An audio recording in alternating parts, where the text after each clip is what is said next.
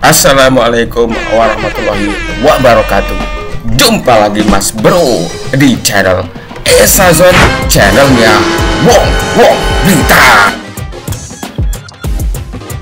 Kota Blitar memiliki banyak tokoh pejuang, salah satunya Raden Ngabei Bawadiman Joyodigdo yang terkenal sakti mandraguna. Sanggrahan Eyang Joyodigdo ada di Jalan Melati nomor 43, Kecamatan Kepanjen Kidul, Kota Blitar. Di area seluas 3,5 hektar itu terdapat sebuah rumah kuno yang keasliannya terjaga hingga saat ini. Tempat itu adalah rumah Eyang Joyodigdo semasa hidup. Di kompleks yang sama makam Eyang Joyodigdo berada. Posisi nisannya lebih tinggi dibanding makam yang lain. Di bagian atasnya terdapat sebuah cungkup seperti atap sebuah bangunan. Orang Blitar menyebutnya sebagai makam gantung. Eyang Joyodigdo bergabung dengan banyak tokoh untuk melawan Belanda. Dia berkawan dekat dengan Pangeran Diponegoro dalam aksinya melawan Belanda. Eyang Joyodigdo disebut-sebut sering tertangkap hingga dieksekusi. Namun anehnya,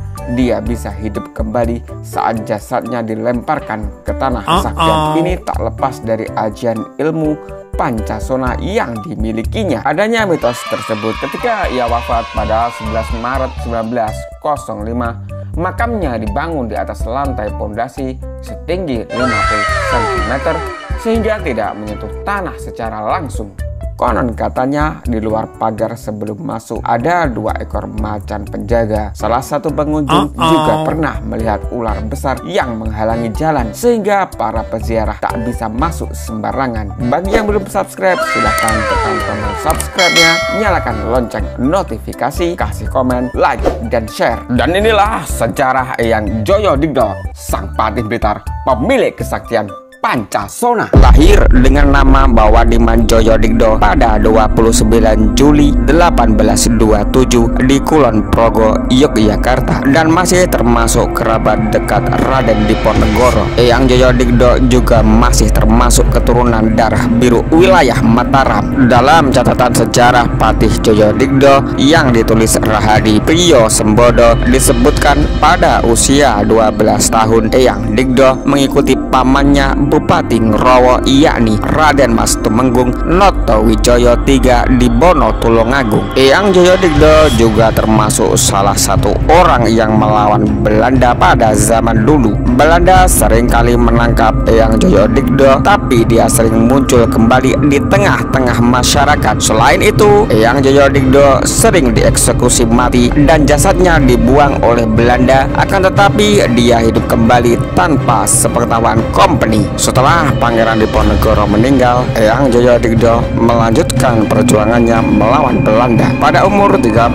tahun, Eyang Joyodigdo meninggalkan Yogyakarta dan pergi ke arah timur. Karena kekuatannya yang besar telah didengar oleh beberapa masyarakat, Adipati Blitar kemudian meminta Eyang Joyodigdo untuk menggantikan Patih Kadipaten yang sudah mangkat. Eyang Joyodigdo juga berguru ke beberapa tempat untuk mendapatkan kekuatan melawan Belanda yang sangat kejam. Eyang Joyodigdo memegang prinsip 7T, yakni tata, titi, tata titis, temen, taberi, dan telaten. Salah satu guru Eyang Joyodigdo adalah Eyang Jodo yang sekarang makamnya ada di daerah Gunung Kawi, Malang. Eyang Joyodigdo diberikan ajian Pancasona oleh gurunya untuk memperkuat diri dan pertahanan jika terjadi peperangan. Menurut informasi, Eyang Joyodigdo adalah satu-satunya orang yang memiliki ajian Pancasona pada masa itu. Ajian Pancasona yang dimiliki Eyang Joyodigdo membuat dirinya sulit untuk dikalahkan karena dia akan terus hidup meski dibunuh berulang kali selain pulih dalam waktu sekejap. Menurut beberapa keterangan, jika ingin tubuhnya benar-benar mati, tubuhnya harus terpisah dengan menyeberangi sungai. Menurut cerita, Eyang Joyodigdo sering menjalani tirakat untuk menguasai ilmu. Untuk mendapatkan ajian Pancasona tidaklah gampang. Seseorang yang menginginkannya harus menjalani tirakat tapa ngalong. Ngalong atau kalong dalam bahasa Indonesia berarti kelelawar. Tapa ngalong harus dijalani selama 40 hari 40 malam tanpa makan dan minum serta bergelantungan di pohon dengan kepala di bawah.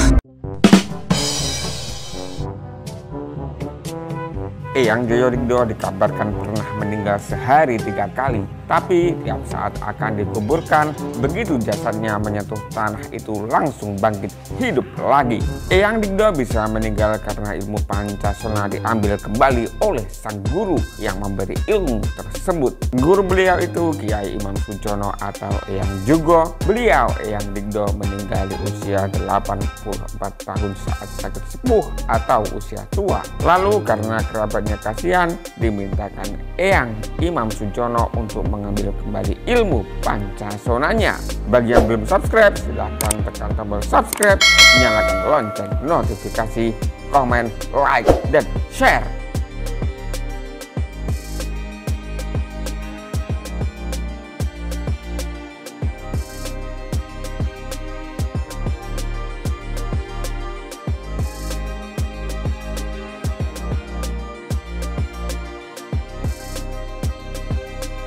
Warga yang tidak paham cerita itu beranggapan Eyang Digdo dimakamkan dengan posisi menggantung agar tak hidup kembali.